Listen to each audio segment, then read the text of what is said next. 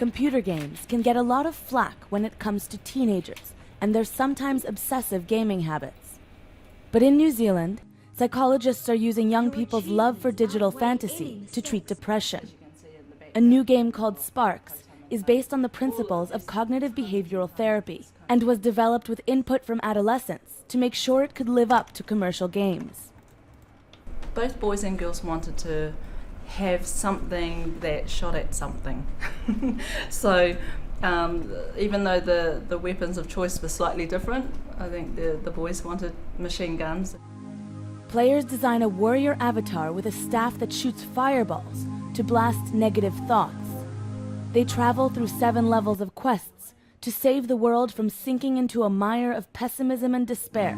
Denmark, where no mai haere mai. Welcome to Sparks. Along the journey, a guide teaches anger management skills, conflict resolution, and relaxation exercises. I want you to breathe in slowly through your nose.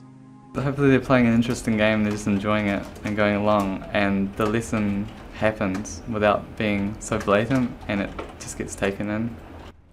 According to project leader Dr. Sally Mary, 75 to 80% of adolescents around the world who suffer from depression receive no help at all, leading to potential issues like poor school grades and social isolation. Particularly in rural areas and so on, finding it difficult to access therapists is again an international problem. And then young people are pretty universal, so they don't always like coming to see people like me, and a lot of them have reported that they would much rather do something in privacy and online as a first step.